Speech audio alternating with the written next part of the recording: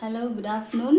இன்ஸ்டண்ட்டாக சப்பாத்தி மாவே பிசையாமல் ஊற வைக்காமல் எப்படி செய்யலான்னு பார்க்கலாமா? ரொம்ப சிம்பிளான ரெசிபிங்க. பாருங்கள், இது வந்து நான் இன்ஸ்டண்ட்டாக செஞ்சுருந்தாங்க. ஃபோல்டு பண்ணி காட்டுற பாருங்கள் எவ்வளோ சாஃப்டாக இருக்குன்னு. சிம்பிளான டிப்ஸ் தாங்க. என்னென்னு பார்த்தீங்கன்னா, உங்களுக்கு தேவையான அளவு மாவு எடுத்துக்கோங்க. மாவு வந்து தண்ணி ஊற்றி நல்லா மிக்ஸ் பண்ணுங்கள். எந்த கன்சிஸ்டன்சியில் இருக்கணும்னு பார்த்தீங்கன்னா உங்களுக்கு நல்லா தெரியும்னு நினைக்கிறேன். இந்த கன்சிஸ்டன்சியில் இருக்கணுங்க. நம்ம ரெகுலராக தோசை மாவுக்கு தோசைக்கு மிக்ஸ் பண்ணுவோம் பாருங்கள், அந்த மாதிரி இருக்கக்கூடாது. கொஞ்சம் கட்டியாக இருக்கணும். அப்படியே இதை ரெஸ்ட்டை ஒரு 15 மினிட்ஸ் இல்லை 10 மினிட்ஸ் விட்டிங்கனாலே போதும். இந்த மாதிரி லைட்டாக ஜெல்லி டைப்பில் வந்து இந்த கோதுமை மாவு வந்து ஃபார்ம் ஆகும். இதுக்கு நார்மல் வாட்டரே நீங்கள் ஊற்றுங்க. பால் அது போல் கூட எதுவும் சேர்க்க வேணாம். தேவையான அளவு உப்பு போடுங்க. இப்போ இதை நான் உங்களுக்கு சுட்டு காட்டுறேன் பாருங்கள், இப்படி சூப்பராக இன்ஸ்டன்ட் சப்பாத்தி ரெடி ஆகுதுன்னு.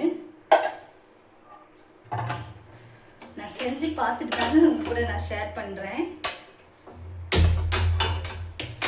வழக்கம் போல் தவாவை நல்லா சூடு பண்ணிக்கோங்க.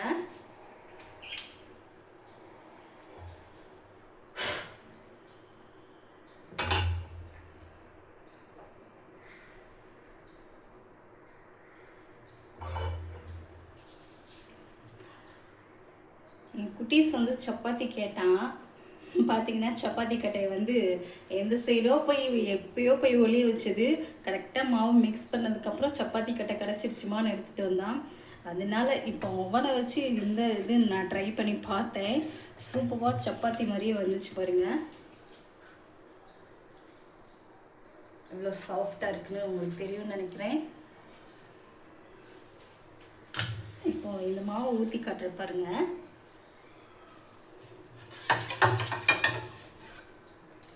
மாவை ஊற்றுறப்ப நல்லா இப்படி மிக்ஸ் பண்ணி ஊற்றுங்க. அப்படியே ஜெல்லி டைப்பில் வருங்க.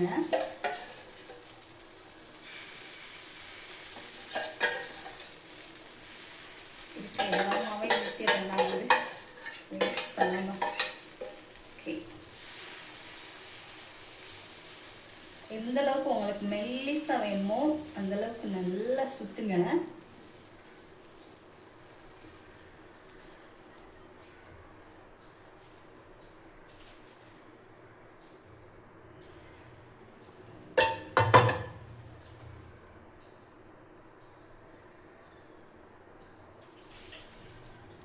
கொஞ்சம் கூட ஸ்கிப் பண்ணாமல் கட் பண்ணாமல் உங்களுக்கு நான் அப்படியே லைவாக காட்டுறேன் பாருங்கள். சூப்பராக வரும். ட்ரை பண்ணி பாருங்கள்.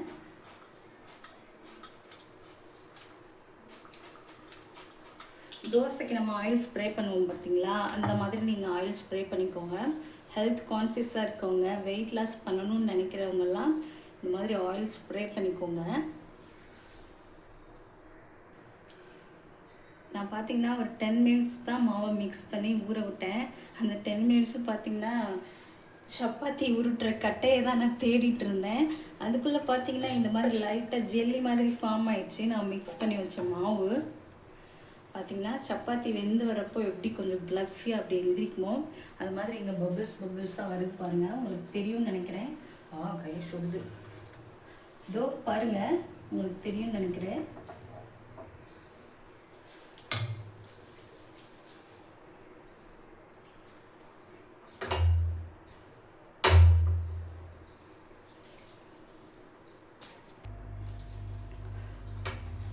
பாருங்க, இந்த பக்கம் சூப்பராக வந்துருச்சு. எப்படி மூவ் ஆகுதுன்னு பாருங்க. இப்போ இதை திருப்பிக்கலாம்.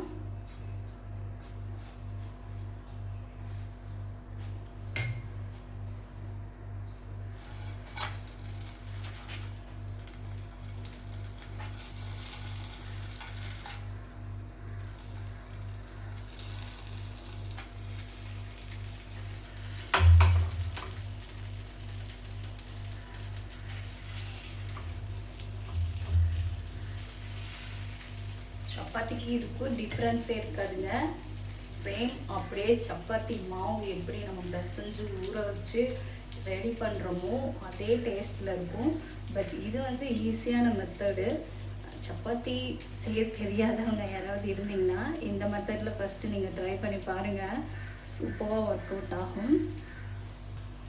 நம்ம ரெடி பண்ணியிருக்க சப்பாத்தி ஒரு சைடு நல்லா வெந்து வந்ததும் இந்த மாதிரி கரண்டியை வச்சு ப்ரெஸ் பண்ணி லைட்டாக அப்படி மூவ் பண்ணுங்கள்.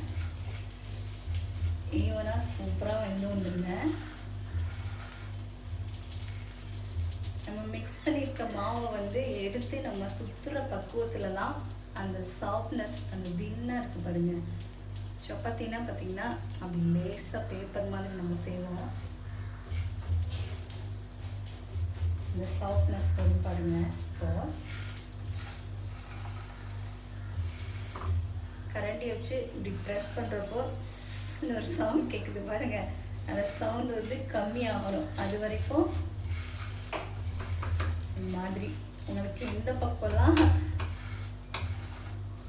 உங்களுக்கு பார்த்தாலே தெரியும் எந்த சைடு கொஞ்சம் மாவாக இருக்குன்னு சொல்லி. அங்கே இந்த கரண்டியை வச்சு இப்படி லைட்டாக ப்ரெஸ் பண்ணிங்கன்னா கிஸ்ஸுன்னு சவுண்ட் கேட்கும்.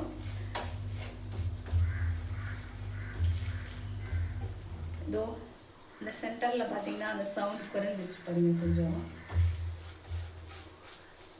சப்பாத்தி பக்குவம் வர வர இந்த சின்ற சவுண்ட் வந்து குறையுங்க.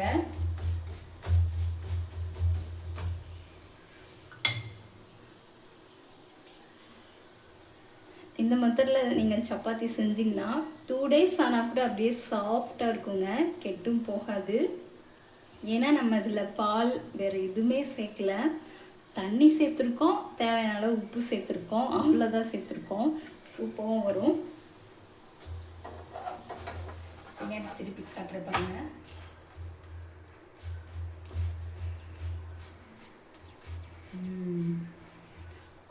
பார்த்தீங்கன்னா இந்த பக்கம் தான் இன்னும் தேவையான அளவு வேக வேண்டியது இருக்குது. அவங்கக்கிட்ட காட்டுறதுக்காக ஃப்ளேமை வந்து ரொம்ப ஸ்லோவாக வச்சு செய்கிறேன். இது ஒரு சப்பாத்தி ரெடி பண்ணுறதுக்கு பார்த்தீங்கன்னா 1 நிமிஷம் தான் ஆகும். ஃப்ளேம் இப்போ கொஞ்சம் மீடியமாக வச்சுருக்கேங்க. கைவிடாமல் அப்படி சுற்றிட்டே இருங்க. கொஞ்சம்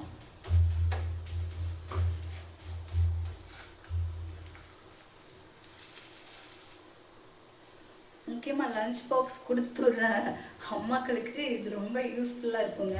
அவங்க பார்த்திங்கன்னா மார்னிங்கே வந்து பிரேக்ஃபாஸ்ட்டும் செய்யணும், லஞ்சும் செய்யணும், குட்டீஸுக்கு வேறு ஏதாவது ஜூஸ் ஏதாவது ரெடி பண்ணி கொடுக்கணும். அவங்களுக்கு ஒர்க் வந்து ரொம்ப ஹெவியாக இருக்கும். மாவு பிசைய டைம் இல்லாத டைமில் அவங்க இந்த மாதிரி மாவு மிக்ஸ் பண்ணி ஒரு ஓரமாக 10 நிமிஷம் வச்சுட்டாங்கன்னா அப்புறம் டக்குன்னு அப்படி ஊற்றி எடுத்தாங்கன்னா சப்பாத்தி ரெடி ஆகிடுங்க. இன்ஸ்டன்ட் சப்பாத்தி.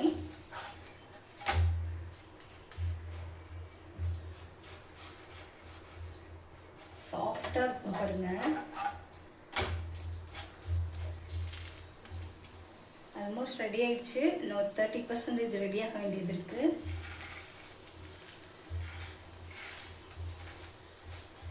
இதே நீங்கள் கோதுமை தோசையாக செய்கிறீங்கன்னா இன்னும் கொஞ்சம் தாராளமாக தண்ணி ஊற்றி லைட்டாக இந்த அளவுக்கு சப்பாத்தி பதத்துக்கு எடுக்காமல் நம்ம எப்பயும் தோசை சொல்லுவோம் பார்த்தீங்களா, அந்த பதத்துக்கு எடுத்திங்கன்னா சூப்பரான கோதுமை தோசை ரெடிங்க.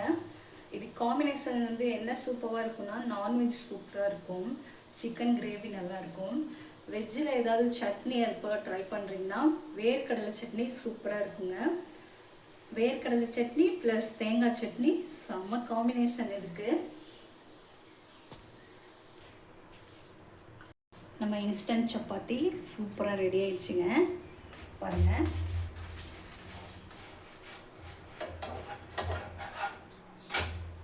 சுட சுட இருக்குது, இல்லைன்னா நான் உங்களுக்கு மடித்து காட்டிடுவேன் எவ்வளோ சாஃப்டாக இருக்குன்னு.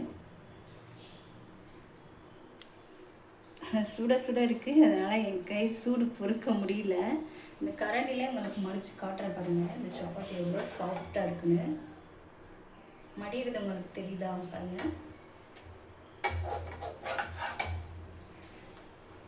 அவ்வளோதாங்க. டைம் இல்லாதப்போ இந்த இன்ஸ்டன்ட் சப்பாத்தியை நீங்கள் ரெடி பண்ணி பாருங்கள். உங்களுக்கு பிடிச்சிருந்தா லைக் பண்ணுங்கள், உங்கள் ஃப்ரெண்ட்ஸ்க்கு ஷேர் பண்ணுங்கள். டைம் இல்லாதவங்களுக்கு சூப்பரான இன்ஸ்டன்ட் சப்பாத்தி ரெடி ஆயிடுச்சுங்க.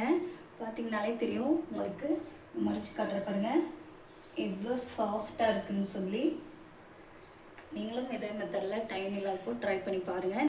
நெக்ஸ்ட் வீடியோவில் பார்க்கலாம்.